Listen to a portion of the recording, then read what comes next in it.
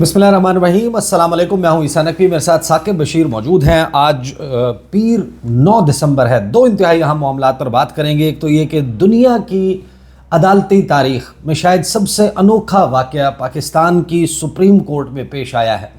पूरी दुनिया की तारीख़ उठा लें, मेरा नहीं ख्याल कि इस किस्म की कोई भी मिसाल कहीं मिलती हो कि किसी चीफ़ जस्टिस रहने वाले शख्स को जुर्माना कर दिया जाए सुप्रीम कोर्ट ऑफ पाकिस्तान की जानिब से, और वो भी इस बुनियाद के ऊपर कि उनकी जो दरख्वास्त थी उस दरख्वास्त के ऊपर जो एतराज़ है उसकी बुनियाद के ऊपर ये काम किया जाए।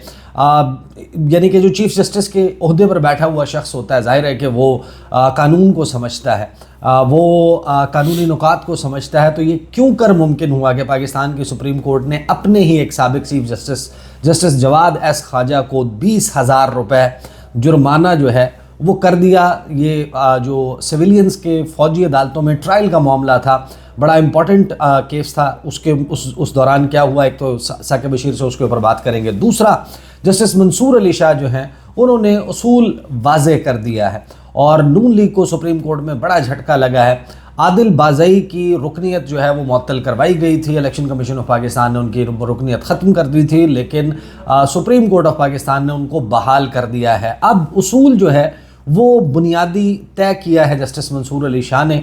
जो 13 जनवरी का फ़ैसला था बल्ले के निशान का, उसके कॉन्सिक्वेंस में जो कुछ हुआ उसके नतीजे में मुस्लिम लीग नून जो है और हकूमती जमातें वो अपना हक जता रही थी कि वो कैंडिडेट्स जो कि इमरान खान की चाहे तस्वीर लगाकर इमरान खान के नाम पर वोट लेकर आए हों, लेकिन अगर वो हमारे साथ शामिल होना चाहते हैं तो हो सकते हैं। उस हवाले से कुछ बहुत ही अहम चीज़ें जो हैं वो वाज़े हुई हैं। सुप्रीम कोर्ट ऑफ पाकिस्तान का 3 रुकनी बेंच, उसने क्या फ़ैसला दिया, दोनों मामलात पर बात करेंगे। लेकिन आगाज़ में साकिब बशीर साहब, जो हुकूमत की इस्तदा थी कि फ़ौजी अदालतों को सिविलियंस के केसेस का फ़ैसला सुनाने की इजाज़त दी जाए, वो इस्तदा तो मुस्तरद हो गई, लेकिन एक ये बताएं कि कार्रवाई क्या हुई और क्या आपके इल्म में ऐसा कुछ है कि किसी साबिक चीफ़ जस्टिस को जुर्माने की सज़ा दे दी जाए? ऐसा वैसे कभी जो है वो ना सुना ना देखा, इस लिहाज से कि कभी जो है वो साबिक चीफ़ जस्टिस ऑफ पाकिस्तान उनको इतनी बड़ी जो है वो सज़ा के 20,000 रुपये जुर्माना। हमेशा से जो फ्रिवलस किस्म के केसेस होते हैं, फ्रिवलस किस्म की एप्लीकेशंस होती हैं, दरख्वास्तें होती हैं जब अदालतों में आती हैं, तो उन फ्रिवलस लिटिगेंट्स को या पिटिशनर्स को ऐसी जुर्माने जो किए जाते हैं। आदि दरख्वास्त गुजारो। और एक चीज़ मैं वाजे कर दूं, ये 20,000 मैटर नहीं करता। 20,000 रुपये कोई बड़ी रकम नहीं है, लेकिन ये जो सज़ा है, ये जुर्माना हो जाना, ये बेसिकली सुप्रीम कोर्ट की जानिब से ये कहा गया है कि ये जो लिटिगेंट है, ये जो इस्तदा करने वाला है, इसने इस्तदा जो है वो जेन्युइन ग्राउंड्स पर नहीं की, बल्कि आला तरीन अदालत का वक्त ज़ाया करने की कोशिश की है। साबिक चीफ जस्टिस ने आला तरीन अदालत का जो है वक्त ज़ाया करने की कोशिश की, इसी वजह से ये जो है वो दी गई। इसका थोड़ा सा बैकग्राउंड भी है। ये दिसंबर 2023 में ये केस अपील में आया। अपील में आने के बाद इसमें जो है वो पहला फ़ैसला मुअत्तल हो गया, लेकिन सुप्रीम कोर्ट ने कहा कि जो ट्रायल चल रहे हैं उनके फैसले जो है ना किए जाए। तो होता ये रहा कि तकरीबन पिछले 3-4 समातों में, समातें एक महीने बाद, 1.5 महीने बाद समात होती थी, बहुत सारी फैमिलीज आई होती थी, और हर समात पे कभी जो है वो किसी एक जज पर इतराज़, कभी जो है वो लार्जर बेंच की इस्तदा, और कभी कोई और पॉइंट ऐसा होता था कि जो जवाद एस ख्वाजा हैं वो या कोई और दरख्वास्त गुजार कहता था कि जी इसको अर्जेंट कर दें, फ़लाँ लार्जर बेंच बना दें। तो इसलिए ये अर्जेंटमेंट्स चलती आ रही थी और सुप्रीम कोर्ट ऑफ पाकिस्तान पर बहुत ज़्यादा तनकीद हो रही थी, जजेस पर तनकीद हो रही थी। बोझ बना हुआ था कि आप एक सुप्रीम कोर्ट 1.5-2 साल हो गए लोग जो है वो मिलिट्री की कस्टडी में है, तो एक आप क्वेश्चन ऑफ लॉ को डिसाइड नहीं कर पा रहे कि इन जो है वो 80-85 जो लोग हैं इनका ट्रायल कहाँ पे होना है, सिविलियंस की अदालतों में होना है या मिलिट्री कोर्ट्स में होना है। ये एक बुनियादी सा सवाल जो है उसके हवाले से तनकीद हो रही थी कि सुप्रीम कोर्ट पूरे मुल्क की बड़ी अदालत है। तो इस तनाजुर में थोड़ा सा इसका बैकग्राउंड चलता आ रहा था और उस तनकीद को भी यकीनी तौर पर उन्होंने जेहन में रखा। इसीलिए अब उन्होंने ये फैसला किया है कि हम डे टू डे इसको सुनेंगे रोज़ाना।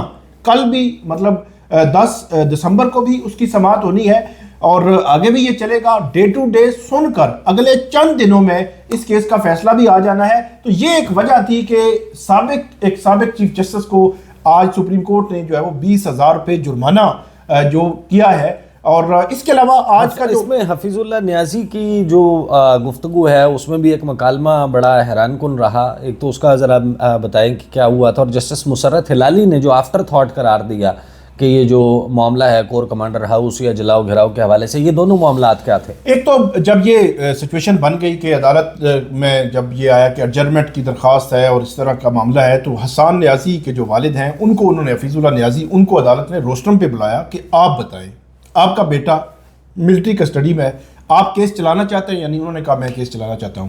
تو پھر عدالت نے کہا کہ یہی تو مسئلہ ہے, اور جو جواز خواجہ صاحب کے وکیل تھے ان کو کہا کہ آپ کا کوئی قریبی یا کوئی ایسا بندہ اس کسٹڈی میں نہیں ہے, جیل میں نہیں ہے, تو اس لیے آپ کے جو تاثرات ہیں, آپ کے جذبات مختلف ہو سکتے ہیں ان سے جن کے ہیں. تو اس لیے پھر عدالت نے ان کی درخواست مسترد کی اور اس کے بعد اس کیس کو جو ہے وہ آگے چلانے کی جو ہے بات کی. ایک جو جسٹس مسرت ہلالی کے والے سے آپ بات کر رہے ہیں, وہ جو جگہ ہے, اس کو جو رہائش ہے, اس کو کیا مطلب آفس ڈکلیئر کیا گیا تھا, نہیں کیا گیا تھا, جسٹس مسرت ہلالی نے یہ سوال اٹھایا. لیکن سب سے بیسک یہ فوجی تنصیبات میں شامل ہوتا ہے یا نہیں, ہوتا ہے, بنیادی سوال یہ. اس کے علاوہ جو سب سے بیسک جو کوشچن اٹھایا ہے وہ اٹھایا ہے جسٹس نعیم اختر افغان نے. وہ یہ کہتے ہیں کہ یہ جو لوگ ہیں, پہلے 104-5 تھے, 20 لوگ نکل کے اب 84-85 لوگ ہیں, تو انہوں نے یہ کہا ہے کہ یہ جو لوگ ہیں, ان لوگوں کی جس وقت حوالگی ہوئی, حوالگی کا ایک طریقہ کار ہے, ملٹری کسٹڈی, ملٹری اتھارٹیز جو ہے وہ ایک ریٹن میں ایک اپلیکیشن لکھتے ہیں, اور اس اپلیکیشن میں یہ لکھتے ہیں کہ فلاں بندہ جو ہے وہ ہمیں ملٹری کی کسٹڈی میں چاہیے. یا تو اگر تو وہ ATC میں کیس چل رہا ہو تو ATC کا جج دیکھتا ہے, یا کوئی مجسٹریٹ ہو تو مجسٹریٹ دیکھتا ہے, وہ دونوں طرف کو سن کر اس کا فیصلہ کر کے ان کو حوالگی جو ہے دے دیتا ہے. تو وہ ایک سپیکنگ آرڈر جس کو آپ کہتے ہیں کہ ریزننگ جو وجوہات ہیں ان کے ذکر کیا ہوا ہو کہ کس وجہ سے یہ ملٹری کی کسٹڈی میں دیا جا رہا ہے. تو وہ پوچھ رہے تھے کہ کیا وہ آرڈر ریکارڈ پہ ہے. تو جواد جو خواجہ حارث ہیں انہوں نے یہ سوال, انہوں نے کہا کہ یہ سوال لکھ لیں, آپ نے اس کا جواب دینا ہے. انہوں نے اس وقت جواب نہیں دیا. تو بڑا ہی بیسک کوشچن ہے کہ کیا ایسا کوئی چیز ہے وہاں پہ. پھر گورنمنٹ کی جانب سے یہ کہا گیا, جب جو حفیظ اللہ نیازی ہیں انہوں نے یہ کہا کہ میرا بیٹا پچھلے 1.5-2 سال سے, 2.25 سال سے جیل میں ہے, اور اس کی اگر آپ جو ہے وہ جوڈیشل کر دیں تو وہ اس کی ضمانت بھی ہو جاتی ہے, اتنے عرصے میں سارا کچھ ہو جاتا ہے. تو اگر جوڈیشل کر دیا جائے تو یہ معاملہ ہی ختم ہو جائے, ہم جو ہے ضمانت پہ چلے جائیں, بعد میں کیس چلتا رہے. تو عدالت نے ایک تو حفیظ اللہ نیازی کی درخواست بھی مسترد کی, اس کی استدعا, لیکن گورنمنٹ نے ساتھ کہا کہ ہمیں جو فیصلے ہیں وہ مطلب اس کا ٹرائل کا آگے بڑھانے یا اس کا فیصلہ کرنے یا اس کے حوالے سے اجازت دی جائے. لیکن گورنمنٹ کی استدعا بھی مسترد کر دی گئی. اب اس پورے ملٹری جو ٹرائلز والے معاملے میں اگلے میرے خیال میں چند دنوں میں فیصلہ آ سکتا ہے. اور فیصلہ بالکل سادہ الفاظ میں اگر آپ کو بتائیں کہ ان جو سیولینز ہیں ان کے ٹرائلز ملٹری کورٹس میں ہو سکتے ہیں یا نہیں ہو سکتے, اس پوائنٹ پہ فیصلہ آنا ہے. کیونکہ پہلے تو جو فیصلہ آیا تھا اب اس کے خلاف اپیل ہے. پہلے تو سپریم کورٹ کا جو بینچ تھا اس وقت جسٹس عمر تھا بندیال, جسٹس اجاز الحسن تھے, تو اس وقت جو بینچ تھا اس بینچ نے یہ سیولینز کا ٹرائل ملٹری کورٹس میں غیر آئینی قرار دیا تھا, اور اب اس کے خلاف حکومت کی اپیل چل رہی ہے. اب بھی کوسچن آف لا وہی ڈیسائیڈ ہونا ہے, یا وہ فیصلہ برقرار رہنا ہے یا اس میں کچھ فیصلہ برقرار رہنا ہے, کچھ میں جو اپیل ایکسیپٹ ہونی ہے. لیکن چند دن بڑے اہم ہیں. سچ اگر ہم نے اس کو کنکلوڈ کرنا ہو تو آپ مجھے یہ ذرا بتا دیں کہ یہ جسٹس یحییٰ آفریدی کی سپریم کورٹ نے اب سابق چیف جسٹس کو یہ جرمانہ کیا ہے, یا چیف جسٹس امین الدین خان کی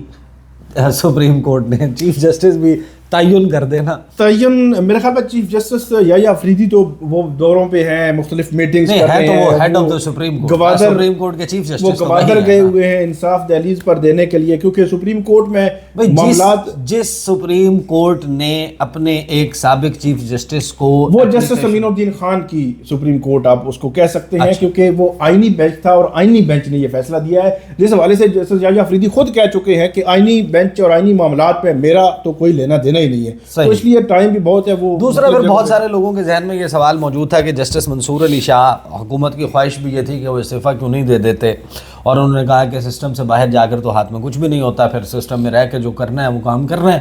اور پھر ابھی وہ ایک خطاب بھی کر رہے تھے وہاں پر, انہوں نے آئین کی تشریح کے حوالے سے بڑی دلچسپ بات کی کہ تشریح تو اب میں کر ہی نہیں سکتا, جی وہ خطاب کر رہے تھے.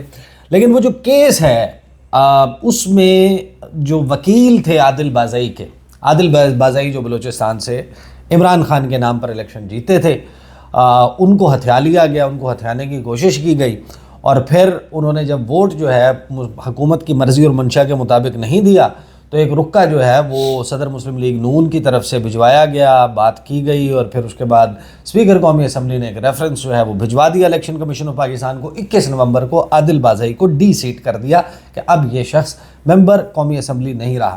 تو تیمور اسلم صاحب جو ہیں وہ ان کے وکیل تھے، ان کے وکیل نے جو حوالہ دیا ہے وہ حوالہ دیا مخصوص نشستوں کے کیس کا، تو اس کے اوپر پھر جسٹس منصور علی شاہ نے کیا کہا اور بینچ نے فیصلہ دیا اور کن بنیادوں پر دیا؟ میرے خیال میں ایگزیکٹ الفاظ آپ کے پاس لکھے ہوئے ہیں، ہم اس پہ بات کر لیتے ہیں۔ اگر یہ آپ پڑھیں گے کہ جسٹس منصور علی شاہ بنیادی طور پر وہ مسکرا کر یہ بات کر رہے تھے، یہ پوچھا بھی کیا آپ واقعی مخصوص نشستوں کے فیصلے پر انحصار کرنا چاہتے ہیں؟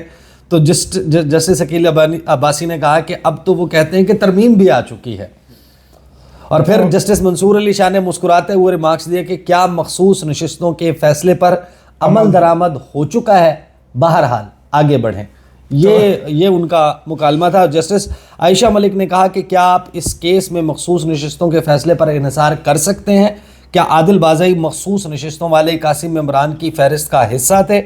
پھر ریگولر بینچ نے ریمارکس دیے کہ عدالت میں بتایا گیا الیکشن کمیشن ڈکلیریشن نہیں دے سکتا، عدالت کو بتایا گیا امیدوار کا تعلق کس جماعت سے ہے، یہ تعین کرنا سول کورٹ کا کام ہے۔ اس میں جو عادل بازئی ہیں انہوں نے بڑا کلیئر سٹانس جو ہے وہ لیا ہے کہ میں نے کبھی ایفیڈیوٹ جمع ہی نہیں کروایا، اور جو الیکشن کمیشن آف پاکستان میں ایفیڈیوٹ جمع ہوا ہے وہ جعلی ہے، یہ ان کا کلیم ہے۔ اور میرا خیال میں اس کلیم کو ڈٹرمن کیے بغیر میرے لیے حیران کن ہے کہ الیکشن کمیشن کیسے آگے بڑھ گئے گا۔ ٹھیک ہے جی، اس کو ادھر ڈال دیں، اس کو ادھر ڈال دیں، فلاں جناب صدر محترم کا جناب اشارہ ہے یا حکم ہے تو اس کو ادھر ڈال دیں، یہ کیسے ہو سکتا ہے؟ یہ ساری چیزیں الیکشن کمیشن آف پاکستان نے ڈٹرمن کرنی تھی۔ ایک ممبر نیشنل اسمبلی MNA ہے، قومی اسمبلی کے پارلیمان کے وہ ممبر ہے، اب ان کا کہنا، ان کا جو انہوں نے مطلب آپ کے سامنے کہہ رہے ہیں کہ یہ چیز بھی غلط، یہ بھی غلط، یہ بھی غلط، میں نے ووٹ عمران خان کے نام پہ لیا، PTI کے نام پہ ووٹ لیا، SIC میں نے جو ایفیڈیوٹ جمع کروایا وہ کہاں پہ گئی ساری چیزیں؟ تو میرا یہ خیال ہے کہ پھر وہ آج کہہ رہے تھے کہ میں نے جب حلف لیا تو اس وقت بھی عمران خان کی تصویر اٹھائی ہوئی تھی، تو وہ بھی ایک الگ سے میں نے جو تقاریر کی ہیں وہ ان کے خلاف کی ہیں، وہ مجھے معطوب کرتے رہے ہیں، میرے پہ پریشر ہے، میری پراپرٹی 1 ارب روپے انہوں نے کہا 1 ارب سے زائد کی میری پراپرٹی جو ہے اس کو تباہ و برباد کر دیا گیا، میرا بزنس نہیں چلنے دیا جا رہا، اس کے باوجود یہ سب کچھ کیا گیا۔ تو جسٹس بیسکلی مجھے یہ بتائیں کہ یہ جو ظاہر ہے کہ معاملہ یہ ان اٹ سیلف کتنا امپورٹنٹ ہے 8 فروری کے الیکشن کے حوالے سے، کیونکہ اب یہ سوال تو ظاہر ہے کہ موجود ہے اور یہ برقرار رہے گا، آنے والے وقتوں میں بھی برقرار رہے گا۔ 13 جنوری کا فیصلہ اور اس کے کانسیکوینس میں آج بھی عادل بازئی جو گفتگو کر رہے تھے وہ یہ کہہ رہے تھے کہ میں نے جو 3 ایفیڈیوٹ جمع کروائے، ایک میں نے PTI کا جمع کرایا، پھر مجھے ایک کروانا پڑا جب بلے باز والا نشان آیا وہ، اور پھر انڈیپینڈنٹ کے طور پہ کیونکہ سب کچھ ہمارے لیے ختم کر دیا گیا تھا۔ اس کے بعد وہ کہتے ہیں کہ میں ممبر بنا اور اس کے بعد میں نے سنی اتحاد کونسل کے لیے وہ کیا تھا، لیکن اس کو نہیں مانا گیا اور پھر ایک جال سازی کر دی گئی۔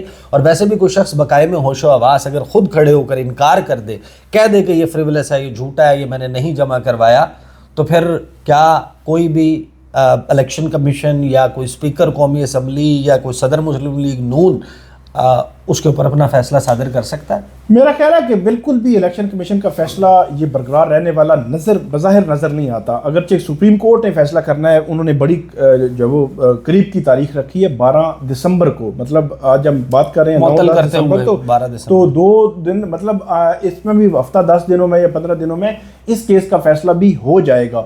اب مسلم لیگ نون نے یہ ثابت کرنا ہے سپریم کورٹ کے سامنے کہ جو ڈاکومنٹس وہ لائے ہیں وہ ٹھیک ہیں، الیکشن کمیشن نے اپنا کیس ثابت کرنا ہے، کیونکہ ایک الیکشن کمیشن کو میرا خیال میں ایک مشکل کا سامنا ہوگا۔ ابھی ریسنٹ پاسٹ میں ہم دیکھیں تو الیکشن کمیشن جب سپریم کورٹ جاتا تھا تو چیف جسٹس قاضی فائز عیسیٰ کے بینچ میں کیس لگتا تھا، تو چیف جسٹس قاضی فائز عیسیٰ جو ہے ایسے اس کو کیس کو چلاتے تھے جیسے وہ الیکشن کمیشن کا کیس بھی لڑ رہے ہوں۔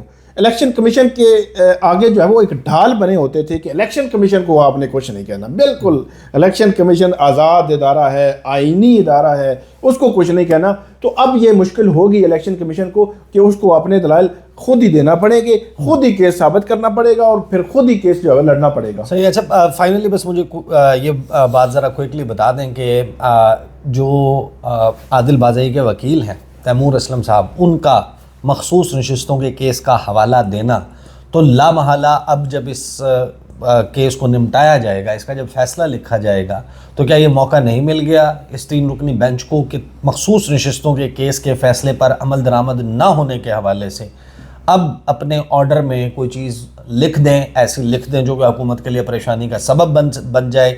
اور دا ویری فیکٹ کہ 26ویں آئینی ترمیم جو ہے اس نے سپریم کورٹ کی حیت تو تبدیل کر دی, لیکن ماضی کے 70 75 76 سال میں سپریم کورٹ کے فیصلوں کو تو کالعدم قرار نہیں دیا. یہ فیصلہ تو ایگزسٹ کرتا ہے. بالکل فیصلہ ایگزسٹ کرتا ہے, سپریم کورٹ لکھ بھی سکتی ہے, اور سپریم کورٹ پہ بہت زیادہ بوجھ ہے جو میرا خیال میں نہ تو آئینی بینچ نے محسوس کیا ہے ابھی تک, نہ ہی جسٹس یحییٰ افریدی نے محسوس کیا ہے, اور باقی ججز بھی یقینی طور پر انتظار میں ہوں گے کہ ایک سپریم کورٹ کا فیصلہ ہے اس پر جو ہے وہ اعلانیہ طور پر عمل درآمد نہیں ہو رہا.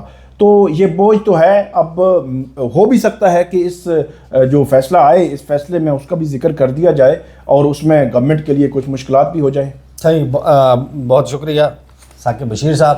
بڑا ہی امپورٹنٹ عدالتی ہفتہ ہے. آپ کو معلوم ہے کہ بہت سارے اہم کیسز آئینی بینچ میں لگائے گئے ہیں. 8 سے 9 بڑے کیسز ہیں اور ان کے بارے میں یہی کہا جا رہا ہے کہ نمٹا دیے جائیں گے, ایک کے بعد ایک سمیٹنے کا وقت آ گیا ان کیسز کو. لیکن جو جسٹس منصور علی شاہ کی عدالت ہے وہاں پر مخصوص نشستوں کے کیس کا حوالہ آنا, تو اس میں پھر جو ان کے ریمارکس ہیں مسکراتے ہوئے جو انہوں نے گفتگو کیا, تو لامحالہ جو فائنلی اس کا ڈیسیجن آئے گا اس میں کچھ نہ کچھ اس حوالے سے مجھے لگتا ہے کہ ہوگا جو حکومت کے لیے ٹربل سم ہو سکتا ہے. اب تک کے لیے اتنا ہی. مجھے اور ثاقب بشیر کو اجازت دیجیے.